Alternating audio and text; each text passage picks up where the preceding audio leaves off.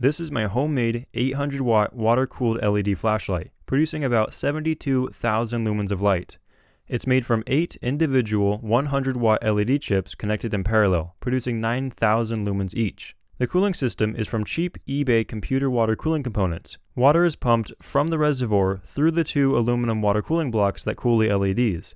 That heated water then goes through the small heat exchanger and then back into the reservoir. Here's how I made it. I applied some thermal paste to the bottom of all the LEDs and spread it into a thin film. I then secured them in place with a dab of superglue. Each parallel LED has a large 1 ohm resistor in series. I bent the resistor around the backside of the water blocks and just connected them all with this breadboard and some solder.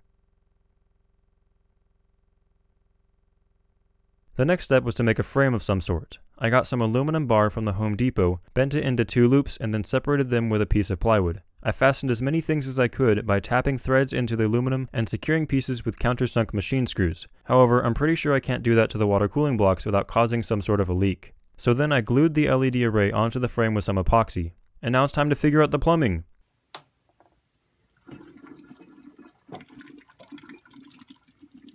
This is the little water cooling pump. You might recognize the centrifugal impeller concept from my other video.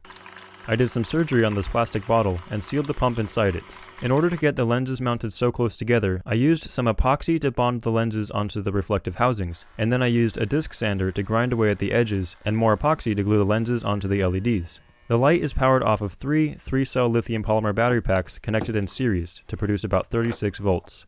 This is a super cheap flashlight which claims to produce 500 lumens of light. And this is a very high power LED flashlight made by ThruNite, which pumps out 1050 lumens and has a very directional far throwing lens on it. My light by contrast is relatively wide and more like a floodlight. I'll be using these lights for comparison with my water cooled light. All these tests are shot at a fixed exposure and ISO settings. Like a 500 lumen.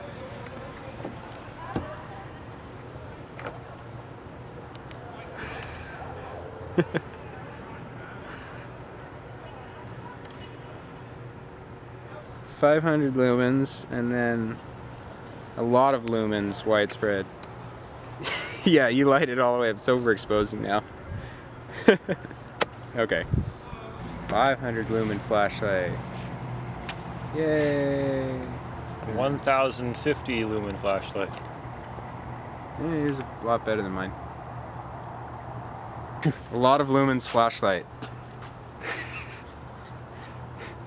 Yeah. Alright, low beams, high beams, and giant flashlight. Woo! Way better. Oh yeah, there we go. That looks exactly like the naked eye. Alrighty.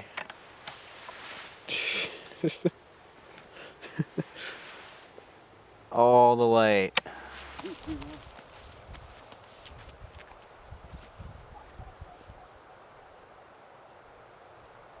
It's 12:09. We're in a farmer's field here out behind the Whitman Mission. We have a huge flashlight.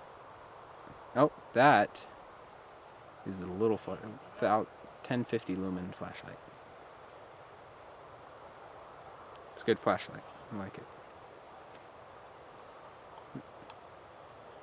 But you know, you can always have one that's more powerful than a car headlight. You done? Nope, nope. Okay. So freaking bright.